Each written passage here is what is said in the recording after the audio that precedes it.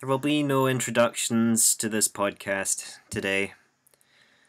It's a sad time for podcasts, their creators, and their audiences. For recently, we have lost a great man.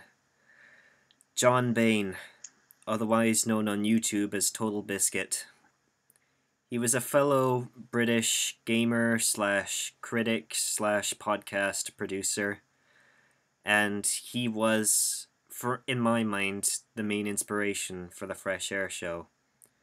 And to see him gone at the age of like 32 or 36 or something, it's just unbelievable. Yeah, it's not the best time for podcasts out there, but I will say this: one man's sunset is another man's dawn. So we will continue to produce this podcast and hopefully cheer you guys up with what we do best, with our usual shtick or whatever. So yeah, that's my tribute. Rest in peace, my friend. So, how have you guys been since the last podcast? All has been well. Dudley? Yeah, pretty good. Same as usual, I'd say. Alright.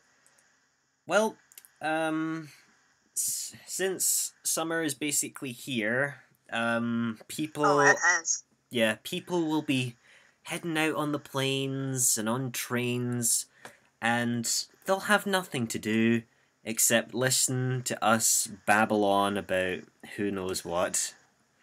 And for all of you who have stuck around this long, thank you for tolerating us. If you happen to be travelling right now and we're entertaining you, do let us know. Yeah, maybe if you meet someone on the plane who listens to the Fresh Air show, then, you know, maybe you can tell us the story of how that happens. Anyway, holidays and camping. Have you guys been camping at all? Yeah. Oh yeah. Oh yes. Yeah, I do like camping. There are some perks to it. The sad thing is, the past few experiences for my dad have been the worst for him, and so, much to the dismay of my mum, he started getting rid of a lot of our camping supplies, and I'm like, no, why? What, pray tell, caused the issues? Yeah, because I think the last time we went camping, I think it was in 2014, and we arrived at this one campsite, and it was raining, and Mum and Dad were tasked with pitching up the tent, and it was like a 6-person tent, but you know, more space for us.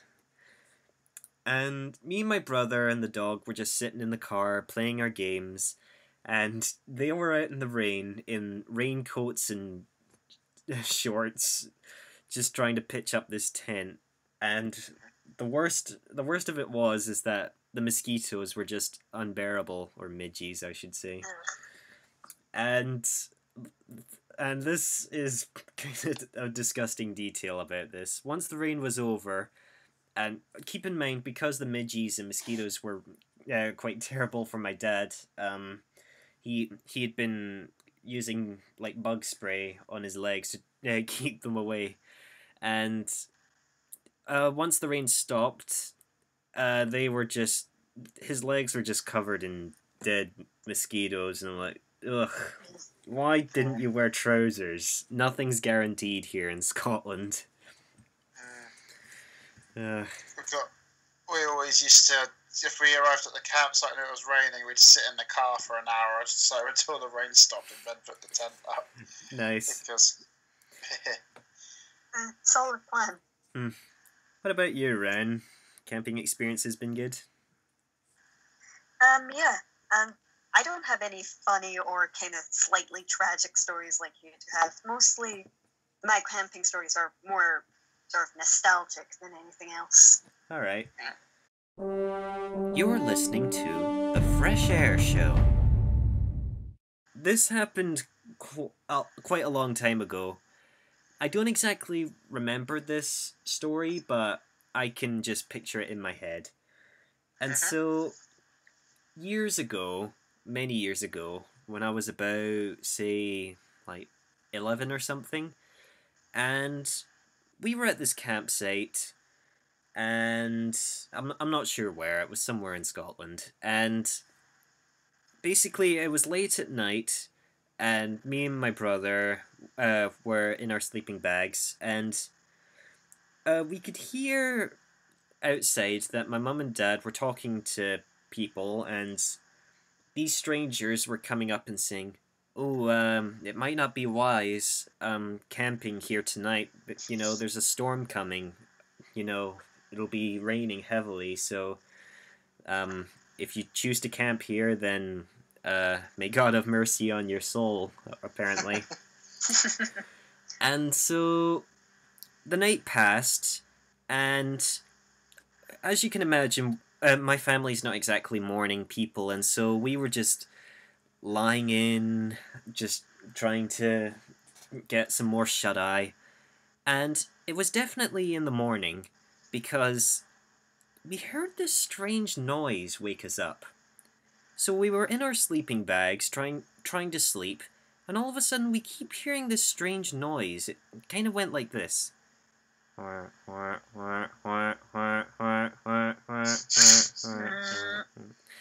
have an idea. It wasn't Squidward, was it? No, it wasn't Squidward, but let's just say that detail loosely will tie into this. So, and this carried on for like the next half hour, just this weird noise just going. I think I have an idea of what it might be, but I'm gonna stay quiet. Okay, and it was just, this noise was just unbearable, and finally, my dad attempts to, he opens up the tent, and he goes outside, and he basically did the best impression of Jesus. 'Cause he was practically walking on water. The campsite was flooded. Oh, It had flooded from the night before with all this rain. And you know that noise we were hearing all morning? It was a duck circling the tent. I knew it. It was this duck just circling around the tent, swimming just like whack, whack, whack, whack, whack, whack. And What and is this unfamiliar object in my domain? yeah, and there was and our tent was literally on an island, like on the small amount of high ground that there was, and let's just say there was a hasty evacuation of all of the tent supplies, and we were just lifted off into the car, and the duck was just circling as usual, and that was unbelievable, but it's hilarious. That is a great story. I like that. That's funny. So at first I was thinking it was going to be a frog or something, but then when you said it was flooded, I was like, oh, wait a minute. Duck. Yeah, I wouldn't have been surprised if there was like a whole flock of ducks. That would have just been intolerable. Just whack, whack, whack, whack, whack, whack, whack, whack, whack, whack. I guess, seeing as we're talking about camping, here's my time to give something a certain shout out. All right. Now, I don't know if you've ever heard of it or if anyone out there has been here, but have you ever heard of the Great Dorset Steam Fair? Doesn't ring a bell. Why don't you enlighten us? It's amazing. Okay, so it's like a big sort of festival sort of thing where they've got rides and stuff like roller coasters and things, and it's out in like, say, 3 fields width, full, right? Right. And at every corner there's fast food, there's drinks, there's shows like there's monster trucks crushing cars, or there's falconry and stuff. Cool. And like, it's a proper it is so nostalgic to me because I used to go younger. But if you get the chance to go at some time in your life, I seriously recommend it. And you'd go there and camp there for 3 nights. Like me and my friends I've got a couple of times I took my car with a tent and I may have drunk myself silly a little bit last time, but I'm not usually one for doing that. All right. But it is such a fun place to go. So if you haven't seen it, look it up. I was thinking about doing a sort of tribute advertising video, but I haven't yet. So I thought this camping thing's brought that up for me again. So I'm like, seriously, it's good. You need to try and go. I had crocodile burgers. Ooh. And what are they like compared to beef? Well, they taste really nice. If you've ever tried Richmond sausages, the whole time I was comparing the taste to that because. But the last 2 times me and my friend have been, the guy selling them wasn't there. So it's like, no! Oh. And I think I have to say this. While he was cooking them and taking a while, I said, you better make it snappy. Because crocodiles go snap. Exactly. I think I remember this other campsite, and forgive me if I don't remember a lot of these campsites' names. They're campsites. So, basically, it was another location in Scotland, and the camp's specialty was sort of wigwams. Not like the circular Native American tents, but like wooden style wigwams.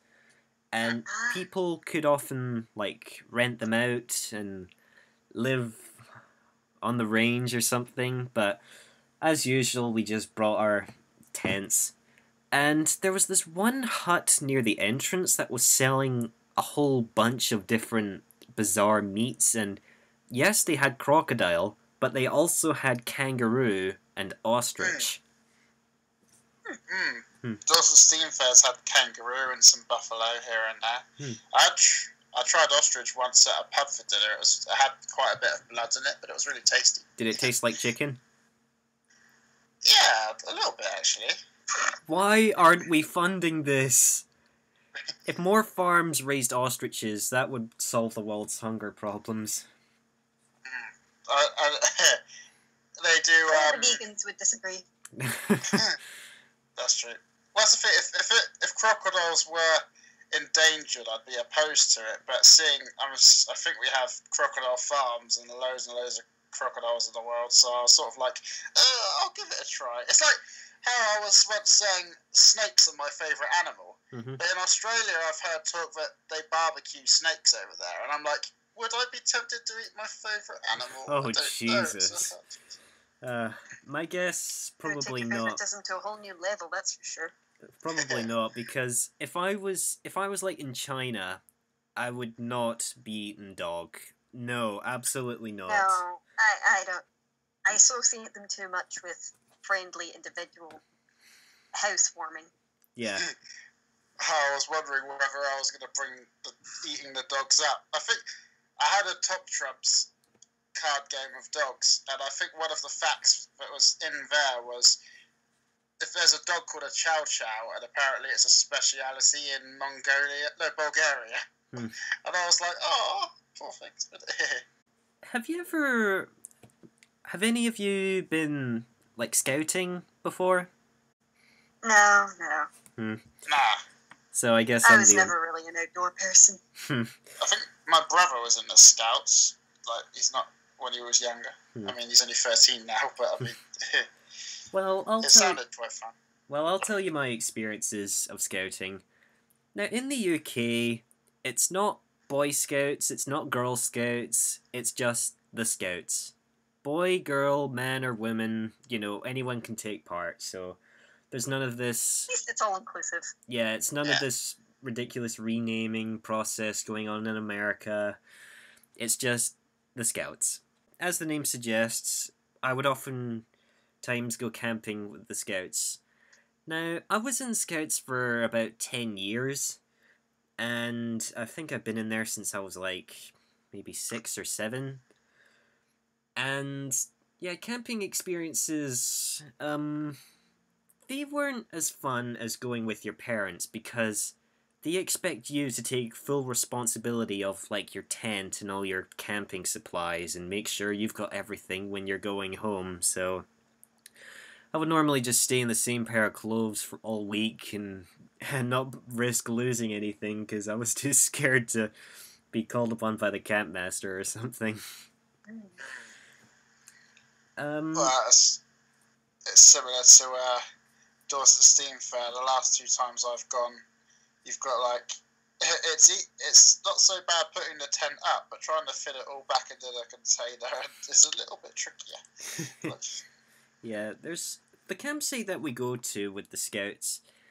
It's always the exact same campsite, and in the last few years that I went, they didn't even bother bringing tents because there was like this sort of hut there that we took up shelter in and just laid out the mats and mattresses with the sleeping bags and just bunked down. So all of us were on like the floor and just sleeping, trying desperately to get to sleep while the older campers were on their phones at like 1 in the morning, like, go to sleep.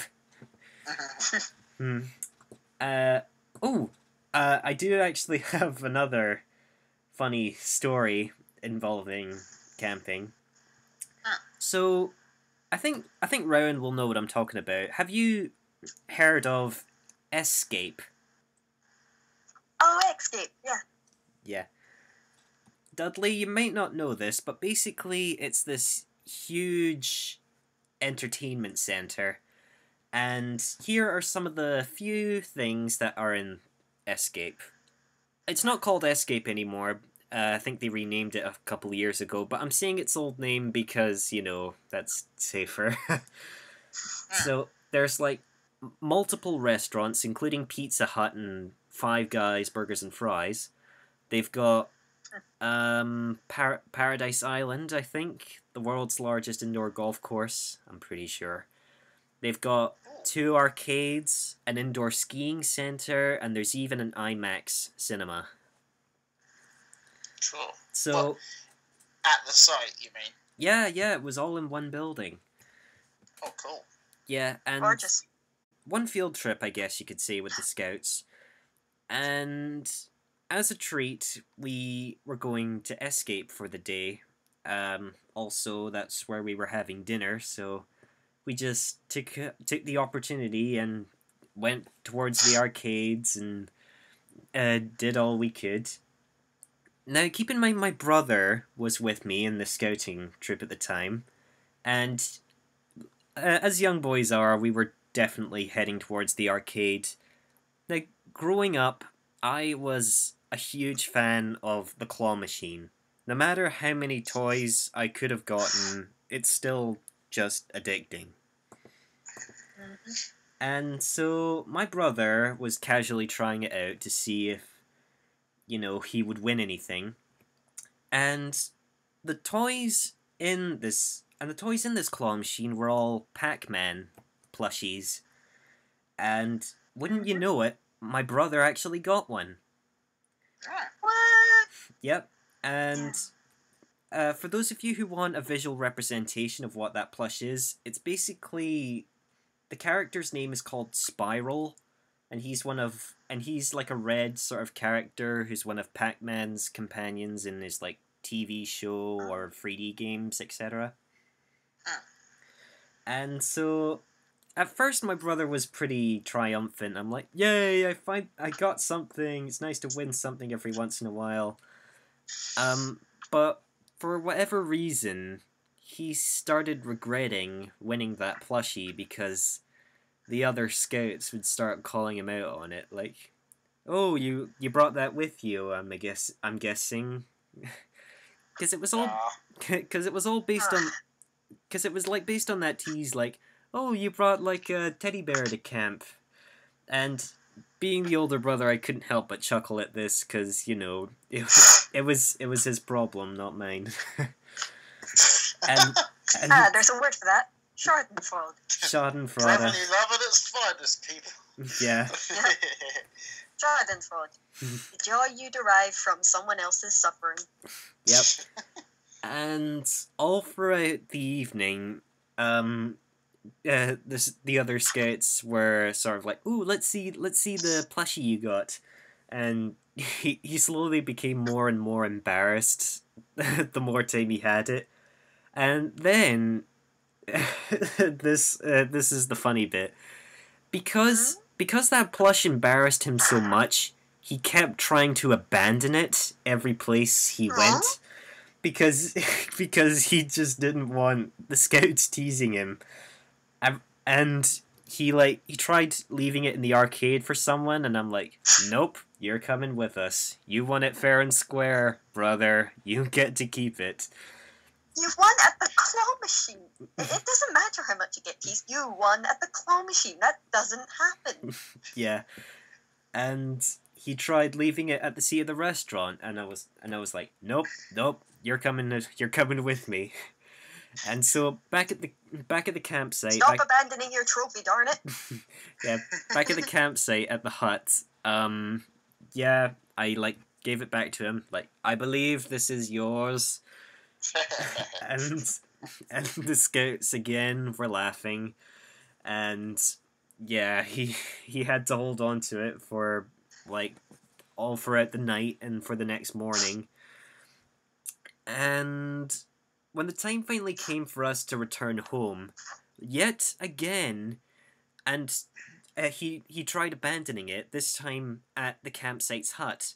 Now, I didn't know this at the time. I just assumed he carried it around in his bag. But a couple of Mondays later, because that was our usual schedule for scouting,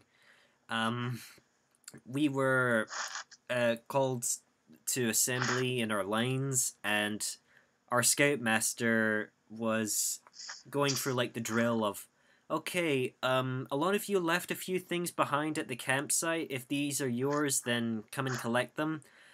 And he was going through the usual junk, socks, t-shirts, underwear, and he pulls out the freaking plush, and he goes, "Is this yours?" in front of the entire scout troop, and he just did this walk of shame towards the scoutmaster, and just grabbed it out of his hands and just slumped back into his line. Once again, it was like a galactic boomerang. It just comes right back to him. Has he still got it? Unfortunately, no, because he finally successfully abandoned it. Yeah, sort of. My mum, she was gathering up a lot of things for charity, and giving things away to charity shops and our family, our younger family anyway. And my brother took the opportunity to get rid of that plush and give it to my niece. So at least he's in a better place where he can be loved. Yeah. So yeah. I was expecting you to say he had a series of elaborate plots to get rid of it somehow. One year he tried to burn it. One guy thought he decided to strap it to a firework or something. I could just. And it just lands back in the front garden. Imagine if he became an astronaut, and he's the first people. He's one of the first people on Earth to visit a new world, and leaning from behind a rock, he sees that darn plushie. It's, oh my god, it would be like child's play for him. I feel like from start. I feel like from start. Always be with you. Well, I feel like from start to finish, since you started the story about the Pac-Man thing, we've set the new premise for Toy Story 4. Oh, God. The Pac-Man would be the villain or something. You abandoned Andy, and now you're going to die. Oh, God.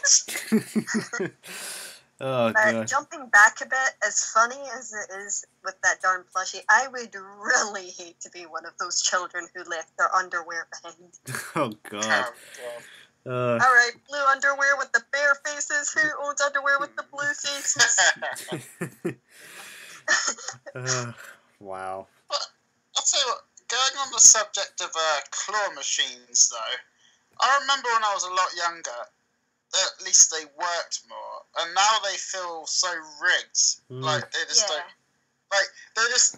It's like they physically aged and they can't grab anything properly anymore. They're like, oh, I can't pick it up. Oh, and then if you put in so They many just have like the coins, weakest grip. yeah, they just sort of stroke it like. Yeah, I'm Yeah, not gonna. yeah. It's like one of those like head massager thingies that you get, like where you just have like Does that feel good, Mr. lightly Teddy rubbing Bear? at your head. It would be like if they remade Toy Story 1, now it would be like, the claw! Oh well. Oh, I have been chosen. God Whoops. dang it.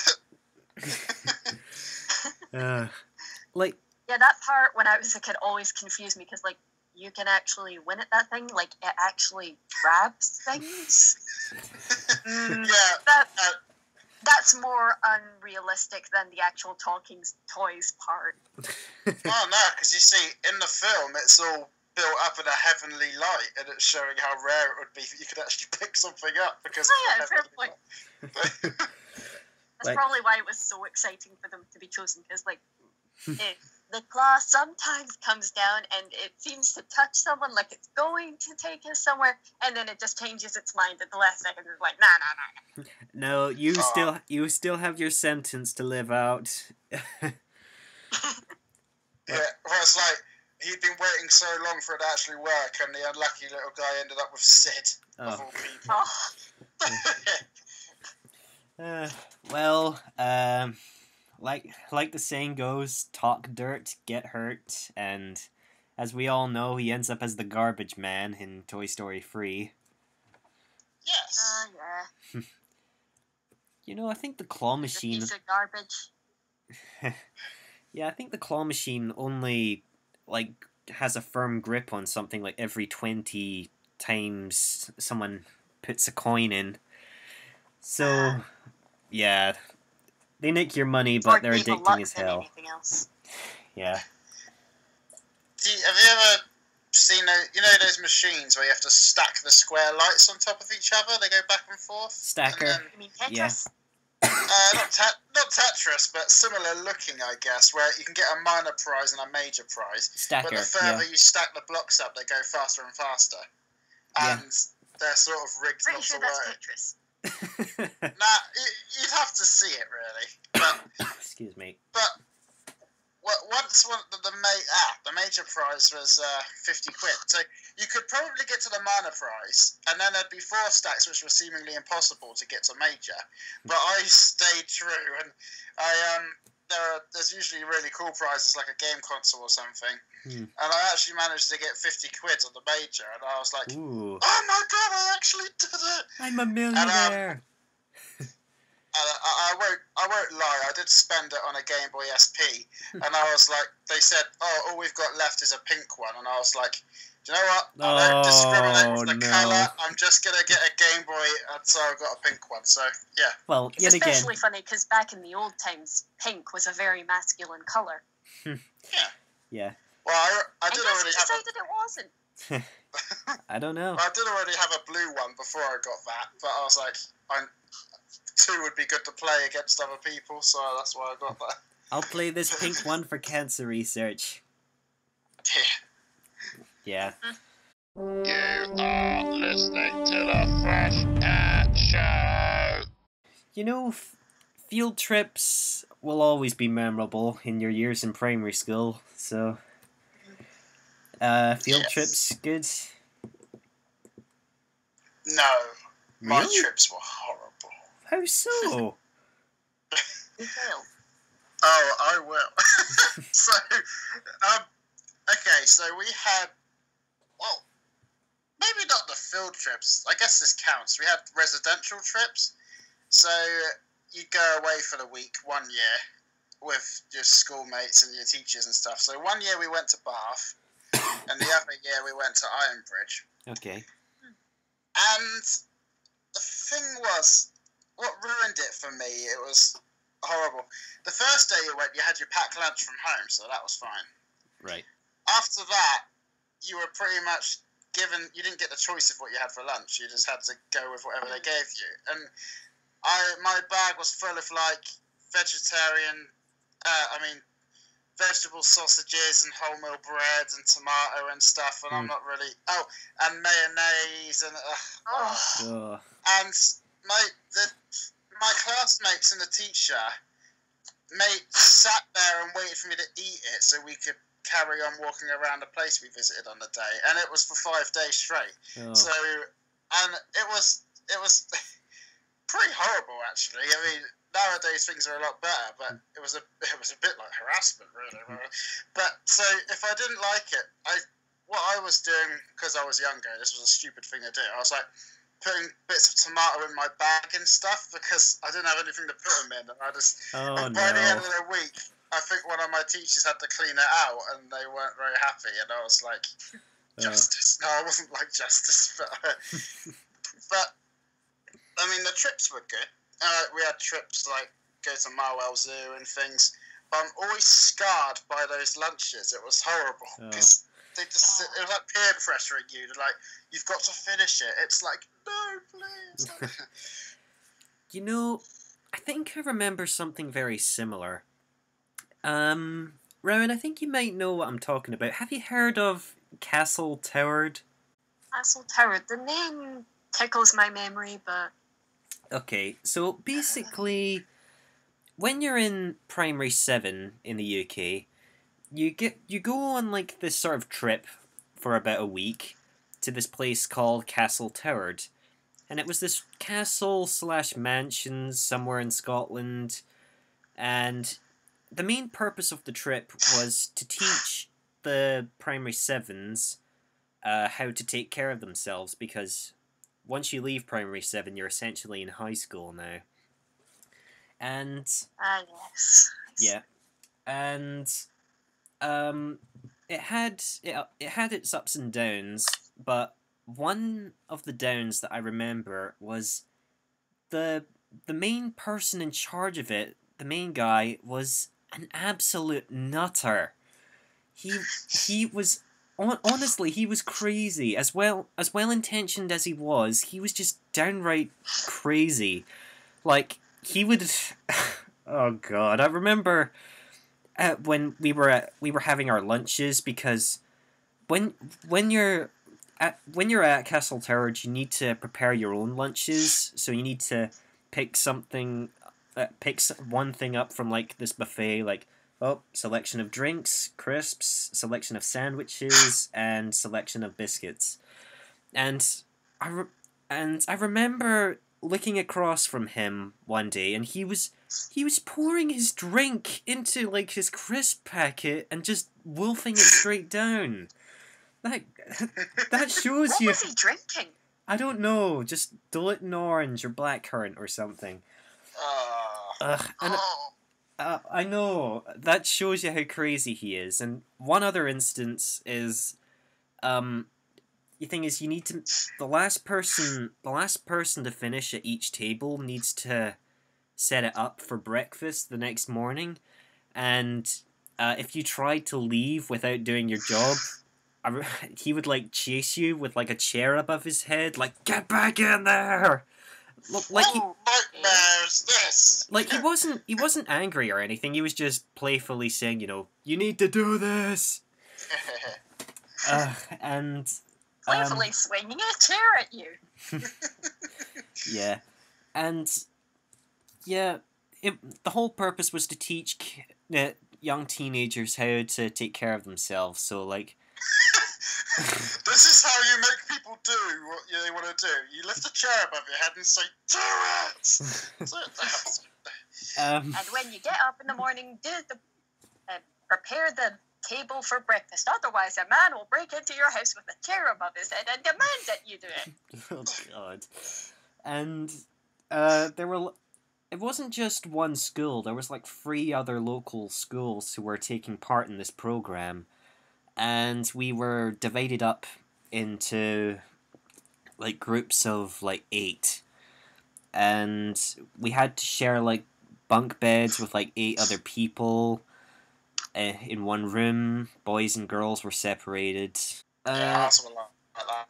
Yeah, and one it did have some interesting challenges. Like they had like upstream wading. Like they had you don like waterproof trousers and welly boots and literally walk through like the stream like at the coast until you reach the castle again.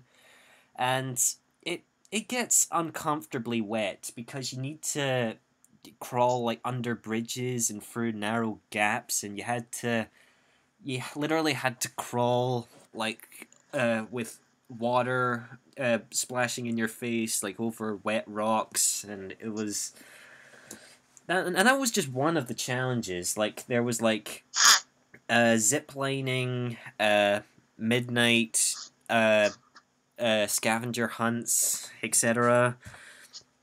And yeah, but the main reason I remember Castle Turd is for that bloody host. He was just crazy. I'm surprised he's not being treated for some mental illness I'm not aware of. Well, I guess crisps and drinks. You know, everyone has their own Issue. combos what they like. Yeah, issue. I guess. It's just, why would you do that? It's just one thing or the other. I think one of the last day of either the Iron Bridge trip or the Bath trip for my residential, the last day was cool because we got to go to Cadbury's Land. Ooh. And so we were going around the factory and telling us how they made their chocolate. And obviously, all of us were there like, this is going to end with a gift shop full of chocolates. Come with me and you'll be in a world of pure imagination. That was pretty much what it was like. So they said to us, oh, you get to try the chocolate and stuff because we're going to put some on spoons for you to try as you go around. But only if you don't lick your lips the whole time. And it was like, you evil people. Oh, that is cruel as hell. Well, they were obviously having a laugh because they knew we wouldn't be able to help ourselves. But all of us were just like, zipping our mouths up. Like, it's like... And this was back in the days where branding, Freddo bars were 10p and not 25p. Oh, yeah. Like it's like that. It's like that silly little challenge. Like in Glasgow, there's like this sort of bridge that runs under like the River Clyde, and there's a playful little challenge where you need to like hold your breath as you go through this tunnel under the river, and you can't breathe in until you exit the other side. And it's harder than you think because the length of the tunnel is about like 30 seconds or something. And I would silently cheat because I would be like inhaling through my nose and I would just let out like this big pretend puff like, oh, what a challenge. Yeah. Yeah, it's like if someone you could probably handle the challenge normally, but when someone tells you to try something, it adds pressure, so it makes it harder. So you could be like, oh, I could hold my breath for 10 seconds, but if someone says to you, you have to hold your breath for 20 seconds and I'll give you a Toblerone or something, you'd be like... Yeah, I'm like that with blinking. Like, I can probably have my eyes open for quite a while without blinking, but as soon as there's like a staring contest involved, suddenly my eyes are itching like crazy. Yeah, exactly. Oh, jeez. Staring contests are pretty intense. Like, like you could just be there staring at the other person and just going, "You guys look amazing, by the way." Oh, what's that from? I know that reference. It's from the trailers for Kung Fu Panda 2. Kung Fu staring contest. Go! Quickly going back to the Toy Story, there is a little clip where Woody tries a staring contest with the binoculars. Oh It's yeah, quite like funny. the American sort of bumpers they did. Yeah. I think so. Yeah. What about you, Rowan? Was any residential trip stories? Closest thing I can remember was a week-long trip to Ardentiny. All right. Basically it was like kind of a similar thing. Sort of like minor camping and abseiling and stuff like that. Basically an outdoorsy thing. All right. We had like, yeah. Did you have fun? We'd never actually do camping. We actually made like log tents where you got big sticks and you made a tent, but we never stayed in them. Really? Like Bear Grylls? Kinda. All right. That sounds What were you pretty saying? fun. I was saying, did you have fun? Yeah, it was fun enough, I guess. I'm actually, I don't know how likely this is, but I'm actually planning to try and go to Japan for a week in September. Ooh. Oh. So I'm gradually saving up, so if I do go, I will keep you in the know-how and get some pictures. You know, I kind of want to go to Japan as well at some point, but there's a little portion of my head that's telling me some things in Japan are going to be pretty, in fact, really bizarre, because I remember It's seeing, Japan.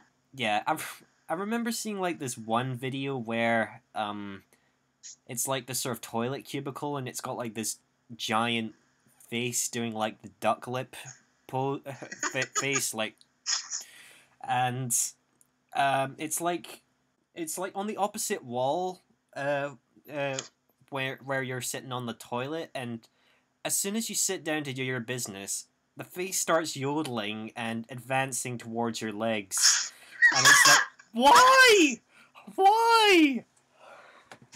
Oh god, that's made my day. Sorry. I can imagine.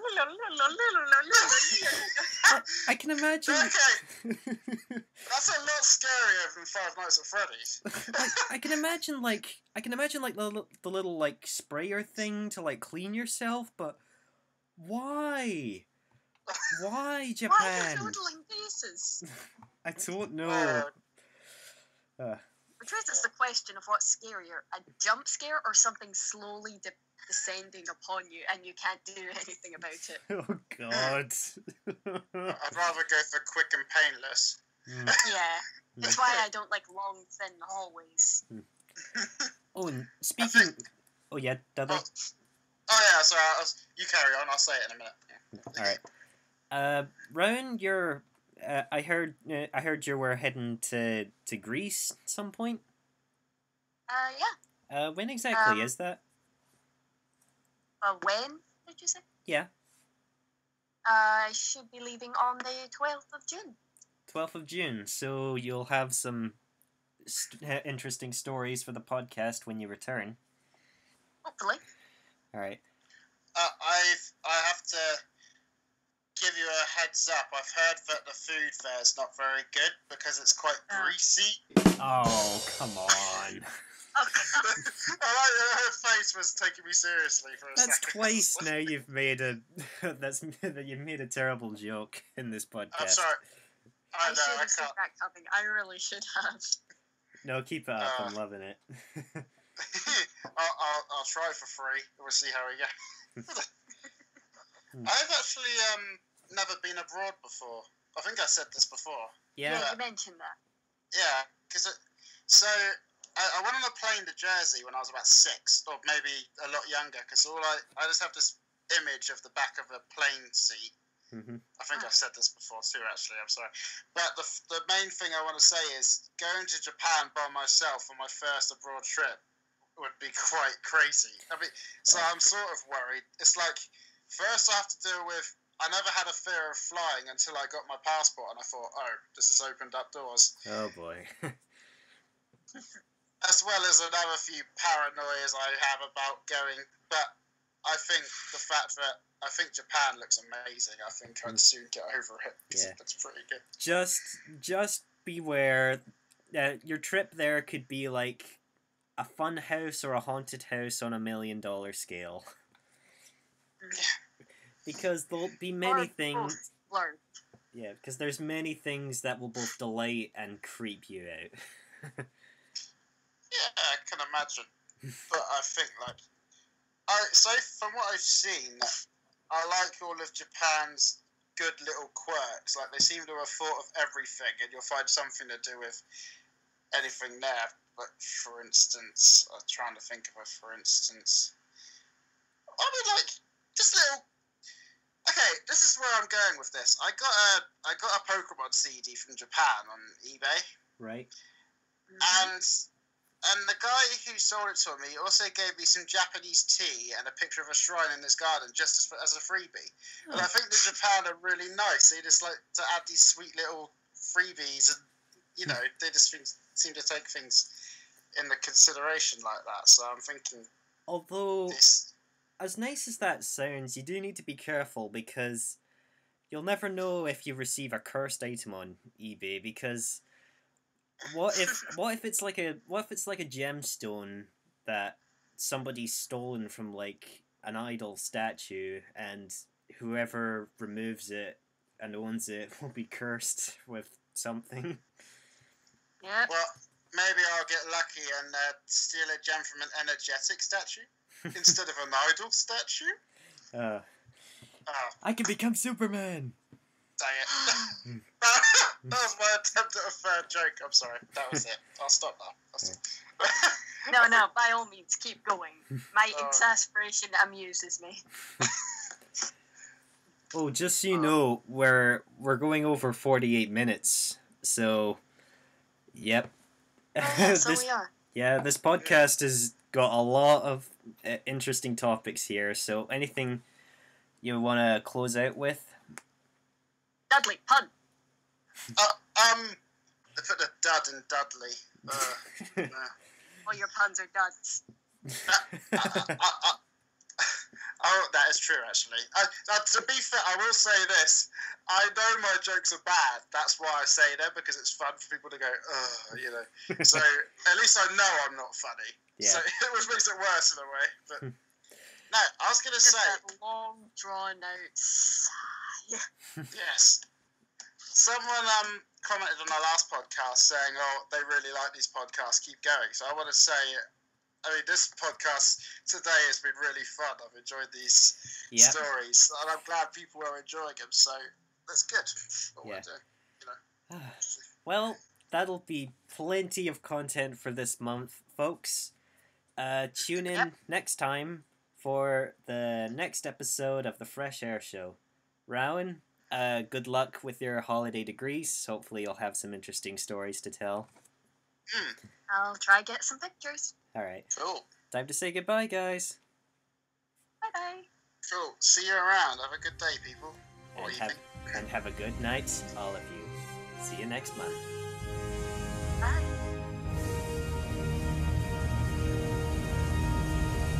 You have been listening to The Fresh Air Show. Leave a comment down below or email Fresh Powder. See you next month for a whole new slew of content. I'm talking really fast right now because it's what they do at the end of the radio shows.